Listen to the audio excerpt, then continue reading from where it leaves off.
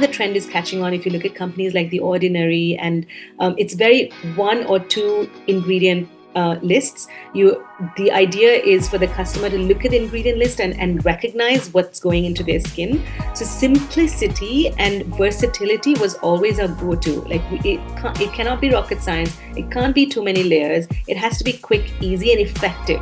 So that's how we had captured the audience when we entered the market. Melting Pot, a global podcast series hosted by Payal, connects guests who have inspiring stories and reaches out to a multicultural audience over 52 countries. Guests are diverse, such as celebrities, entrepreneurs, travelers, and many more who've had a turning point in their lives and moved over to a holistic lifestyle. Follow us on YouTube, Spotify, Apple, Google Podcasts, social media. Hi everyone. Today I am in conversation with the lovely Sabina Munshi. Sabina is founder and CEO of Bareskin Singapore.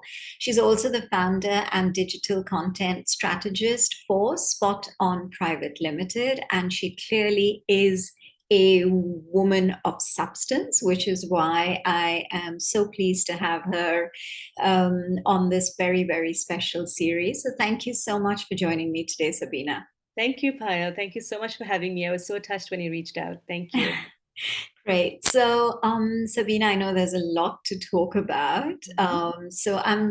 Before I kickstart, other bits of the conversation, a little bit on your background and because you are based in Singapore. So when did you move to Singapore, and what kind of brought you to Singapore in the first place?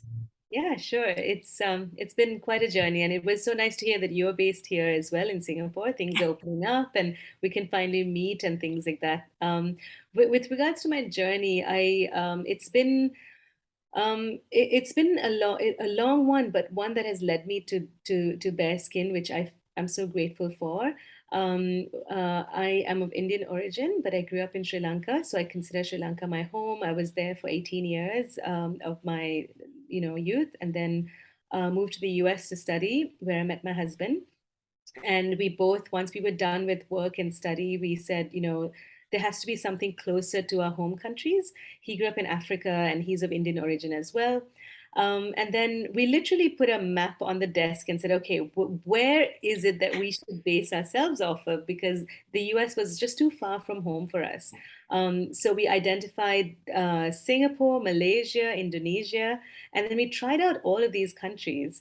And we literally did, 2 3 years in Penang and in different countries. And then Singapore was something that really we resonated with and absolutely fell in love with. And so now Singapore is home for us. With regards to Bearskin, I had 3 kids before 30. So in the midst of all of this moving around, I had 3 kids back to back. And at that time, social media and influencers and a lot of the skincare routines and all was based on aspiration. There were, a lot of content around super expensive and exclusive La Mer, Chanel, $300 eye creams. So a lot of the mums and younger generation of my age were looking at ads that were aspirational. It was not something they could relate to. It was not something that they would just pick up and use as well. So when I started, being a mother of 3 under 30, having a full-time job, I used to use very quick products and quick things, quick fixes for my kids, for me. And I started blogging about it on Facebook just for the benefit of my sisters, because I have 4 sisters. And that blog on Facebook just grew and grew and grew. And it had 30,000 followers at one point. And I think it was because they could relate to me. I was someone very relatable. I was very real about my bad nights with the kids, about dark circles and how I quickly cover it up in the morning versus like nappy rash creams. So it's very real. And I felt like that's what I struck a chord with the audience. And I was sitting on this audience of 35,000 people that were very connected to me, and they were telling me things that they're not finding out there in the skincare industry. I had my babies had eczema, a lot of skin issues as well. So that's when I said, why don't I create a product line that my kids will be able to use? It's at a price point that is affordable. It's at a quality that's of some standard, and the efficacy. Like, a lot of us get very frustrated when we go out there, spend on a product, use it, and it just doesn't do what it's supposed to do. So that's how Bearskin was born. It was out of this audience that I had and these dialogues that I had with all of these followers, because they connected with me at a much deeper level. And I think mums have that community. We all tend to be like very tight tribe, which I'm so grateful for. So that's how Bearskin was born. It was out of a necessity of something that wasn't available out there. And I would use products on my son's skin who had eczema. I would use it when I was pregnant with my other babies on for stretch marks. It's something that was developing while I was using it and finding the gaps in the market that didn't exist. So yeah, that's how Bearskin was born, and it's been my fourth year now. Um, so we've been growing very gradually. Retail picked it up during COVID. We did a lot of Insta lives and lives on other platforms, just in teaching the audience how these products work for you. So, do you have a background in, because I saw that you actually have a background in digital Yes. content, right? Uh-huh. So, Yes. so, so so a lot of it was, trying the different products was very experimental, Yes. correct? Mhm. So then how did you actually, or how were you able to understand the value of Yes. um, sustainable Mhm. skincare? Yeah. So by profession and by education, I am a digital marketer and a strategist, a content strategist, branding. That's what my day job was until mid this year. I switched to Bearskin full time mid this year, because it was a decision I made because Bearskin was taking off and I had to quit my full-time job. So that's the job I've known, I lived, I breathed. That's all I did: content, digital marketing, branding, and I loved it. It was something that I thrived on, and it gave me so much energy that giving that up really was like letting go of one of my children or something, because it was so close to my heart. But it definitely, there's a crossover. Like, I use all of that knowledge with Bearskin. But with regards to how I got into skincare in that space, it's a very uh, you know niche space where you have to be a lab specialist and things like that to understand ingredients. So when I was trying to source for Bearskin and what I wanted, it was not out of my kitchen. I would actually go into labs. So whenever we would have family holidays, I would always ask my husband to give me 2 days of that trip, and I would go into these factories and labs. So I did Taiwan, Korea, Japan, Sri Lanka, India, trying to find that what I'm looking for. Like, it was really important because since my children were using it at a very young age, I wanted the purity to be of a certain standard. I wanted, women entrepreneurs, if I found them, I wanted to take supply from them because I would be helping. I wanted that whole ecosystem because it was me building it from scratch. I could call the shots. I could say where I want the supply to come from. I could say what the quality grade should be. Um, and after trying all of these labs and factories, funnily, I found one right here in Singapore where I live, and when I saw the standards that they use, and they understood what I wanted, they understood the levels of standard I wanted, the practices I wanted, and that's when I decided that Singapore will be the place where I will do my sourcing from, because the lab was just like fantastic. It was because I'd looked everywhere, I knew what I did not want so clearly, and it was definitely not something that I did myself, because that is not my expertise. But I know what isn't available out there. I knew with all of this audience that I have, that I was interacting with, and then that's how we stuck to supplying from Singapore until today. That it's definitely um, financially, it does take a toll on us because Singapore is an expensive place to source from. But given the quality, I wouldn't want to go anywhere else. But we are looking to expand our supply list, and now that that standard is set, it's so hard for the rest of the suppliers to meet that standard. Yeah. And that's something I pride Singapore in, because it has that standard, and it will not at any point, compromise that. I mean, in Singapore, there's a lot of obviously Southeast Asian women are very aware. Hmm. Um, and then you have a lot of these products, which, I don't want to name any of the brands, but you have a lot of these different brands that are expensive that, Hmm. that claim to do a lot Hmm. of wonder, to your skin. Exactly. But how do you, therefore, what is your USP Hmm. that makes you stand out and that Hmm. makes you different? Yeah. That's an interesting point, because you are right. There is a lot of noise, quote unquote, right, in the skincare industry, because there's so much out there, and everything is the next best thing and the next big thing, and these companies have so much money to put into their marketing campaigns, and all of their research and R&D, and they're big giants, right? The big boys in the field, and the way I feel we've always stood out from day one is two factors. One is we've made skincare very simple. So that was my take right from the beginning. When we started off, it was the Korean 14 steps glass skin, and I was like, I don't have that kind of time. And we started off with a two-step process, which is a cleanser and an elixir. Till today, we call it the Glow Duo, which is a bestseller.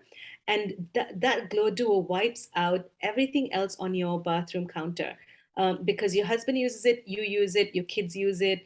You don't need many other things with it. So the whole idea was to simplify skincare. And even if you look at our ingredient list, now the trend is catching on. If you look at companies like The Ordinary, and it's very one or two ingredient lists. The idea is for the customer to look at the ingredient list and recognize what's going into their skin. So simplicity and versatility was always our go-to. Like it cannot be rocket science. It can't be too many layers. It has to be quick, easy, and effective. So that's how we had captured the audience when we entered the market. And the other one, which was a fairly new concept, that when as Bareskin grew, we stumbled upon it. We call our skincare line an experiential, immersive skincare product line, because we have the tools, we have candles, we create an immersive experience. So it's a holistic experience. So I have 10 minutes at the end of my day. I want that 10 minutes to give me the maximum, right? For my mental state, my skin, my health, because that's the only 10 minutes that I've completely put aside for myself. So we have products around it. They're very tactile. Like we have the rollers, we have the gua sha, we have a lot of touch and feel. We have the crystal candles. We also have raw crystals that we keep along with our skincare. So it just kind of creates an immersive experience. So I think those two things. One is simplicity and versatility. Well, versatility for the entire family, and the other is the immersive component. Is natural the way forward? And do you see, the beauty in and the skincare industry actually embracing it? Mhm. Yeah, I think you mentioned India. Suddenly, Ayurveda has become such a big buzzword. Everyone's looking inward, and everyone's looking at their own traditions and how they can bring that forward with beauty techniques. In Asia, again, it's all of the gua sha and the Japanese tools, and then we have like rice powder and all of these old ingredients coming back into action. And it's that need to connect with your roots and what worked for your grandparents, your grandma, your mom. So that definitely is making a comeback. But at the same time, science has advanced so much in skincare, right? I think it's painting the modern ingredients or artificial ingredients or chemicals is making them the bad guy is not the solution here. We still need those substances to stabilize all of the natural ingredients, because For example, if you take olive oil, which suddenly has also made a surgence, without a stabilizing component, goes rancid. So you're actually doing more harm by not using a stabilizing chemical in that. Argan oil is another one that has really taken the industry by storm, but you need stabilizing agents. So I think it's really important to make that connection and be on the clean side with things, but also understand the importance of the chemicals. And the way companies are moving forward is transparency. They have to be as transparent as possible so the customer understand what's going into their skin, and own up to chemicals they're using and why they're using, or natural ingredients they're using and why they're using. So I think the answer would be transparency. As long as they are being transparent, and the customer feels powerful, empowered enough to make that choice, like I am making that choice given all the facts. I'm using this chemical given all the facts. I think that's where the whole industry is moving towards. That's why you see companies listing out their ingredients in the name of the product itself. Like you get 2.5% niacinamide, that's the name of the product, because that's the level of transparency a customer is looking for right now. So tell me, have you, so clearly your ingredients are organic, right? Hmm. So that's what goes inside the product, Hmm. okay? But what about the packaging? I mean, how important is sustainability to you, and how important is it for Bearskin? Hmm. And what kind of products do you use Hmm.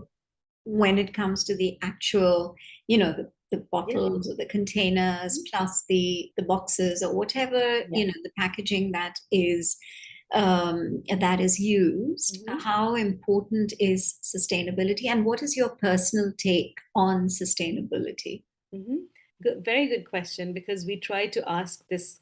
It is in our brand ethos and DNA as well. But then at each step of our point, we ask us, is there a better alternative?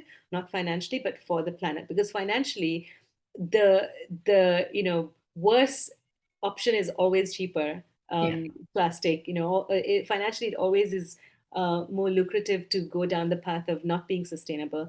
But I could give you a small example of our packaging. So the boxes that we have, ideally skincare boxes that you see are very glossy, and that's that because it catches your eye immediately. It looks expensive, it looks luxurious, but we opted for a recycled material paper that's matte and wilts really easily. But that's how the material is because it decomposes easily. But I said and finally, it's 3 times more expensive than the glossy cardboard that we could have used, and it could have looked better. It holds better. It holds a shape better as well. But then we took a call as a company to use the sustainable paper that will wilt easily, that has matte finish, that sometimes your eyes just glaze over into the next product because it's not as eye catching. But customers have appreciated that. And if you look at our packaging, it's also minimal ink used as well. And the ink we use is also, again, marketing, advertising. The catchier the colors, the brighter the colors, the better. But then we went on to this route. The other product that we have are the tools. Usually, tools come in a cardboard box that slides in. You remove it, and then you remove the tool and throw away the box. But then we decided to use a reusable package. So it's a velvet pouch, which is a very unique product in the sense, a lot of the customers, so we looked at how they use the tool. A lot of them keep it in the fridge to make it cold, and then because cryo is such a big thing, right, cryotherapy now, the cold therapy, so they use the tools to put it in the fridge, and then they use it as cold tools. So then we came up with a packaging that's not only reusable but also cold safe. So it's you can keep it in the freezer, put it in the fridge, and then remove it, and it holds the shape, it holds the product safely. Again, it was a much more expensive option. How, like I mentioned earlier, you are a woman of substance. You've kind of done so much with yourself in terms of what you loved to do, which was digital content, strategizing, and then what you've kind of moved on to. Mhm. But you also mentioned that you have 3 kids. Mhm. So work life balance. Mhm. How does that kind of pan out for you? It's honestly, it's a struggle, right? It's there's no clear cut answer for it. It's such a daily balancing act. Some days you finally think, oh, I've cracked it, and then something happens, and you're like, shit, it's all the building blocks are falling. But as a mom, I think we're all so innately wired to multitask. It's insane how much we can get done. I don't think dads do that as well as moms can. Right. So multitasking has really helped me a lot. Okay. It's been crazy because the tools that we have now, right? You can grocery shop online while putting the kids to bed, or you can be on your emails while you're cooking dinner. Like it's just that balancing act has always been something that I've seen lean towards. Um, the other thing I think that works for me, because my kids are older now, they're in their teens. Uh, Open dialogue has really worked for me. So on the days that I'm struggling, I literally tell them, look, I'm a bit overwhelmed. I have like 10 things to do. You have an exam tomorrow. So how can we make this work? Like, I think we don't give enough credit to them, especially if they're older. It really helps to show them your vulnerable side and say, today is an excellent day. Like, I got so much done and we're spending dinner together and it's so much fun. But some days are like, I'm overwhelmed. I really don't know how I'm going to get this done. Is there any way you can meet me halfway? And I felt like ever since I've opened those channels of communication, it has been really smooth for me, and for them also. It's a learning, right? They don't have to live in that bubble where everything's dandy. Like they also understand the struggles, so when they're going through it, they're open with me as well Yeah. about what they're struggling with. So open communication has super helped me as well, and then having people around you that support you. Again, the women tend to rally around each other very much, and I've always been very blessed to be surrounded by women who do just as much as I do, and I take inspiration from them. They're all multitasking, working different jobs, wearing different hats. So if you find that tribe that you really resonate with, you should hold on to them tight and lean into them whenever you need that, and also be there for when they need you. Yeah. Unfortunately, we live in Singapore where there's very less family. Like we don't have as much family support, especially expats. So the tribe that you choose to surround yourself with is so important, because that they will be your family, right? Yeah. So it's that those are the few things that has helped me navigate through motherhood and being an entrepreneur. Like we never stop. It's a constant um, journey. And I just had my birthday in September, and the gift I gave myself is I never activated my DND option on my phone. So that's what I've started doing every night. And it's such a small thing, but it's changed the way I sleep. It's changed my energy levels. It's changed so much. So something as a small tweak like that. Do you use your DND option? I do. Yes, I Isn't do. it phenomenal? Why did I Yeah. not do this? Yeah, so just September was my birthday, so I've started slowly doing that, and it's been incredible. Yeah. But it's just been wonderful talking to you, Thank Sabina. you. And I really appreciate it. Thank you so much. Anything, I mean, you've done so much for women and the whole in Singapore. There's so many entrepreneurs here to highlight and learn from their journeys, and we all learn from each other. That's the beauty of it, right? yeah, thank you, Sabina. Really enjoyed it. Thank you. Appreciate it. Have a good night's sleep. Thank you.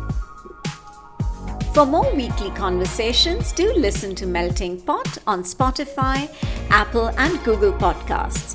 Follow us on YouTube and on Instagram at Podcast Melting Pot. So until the next episode, this is Payal signing off.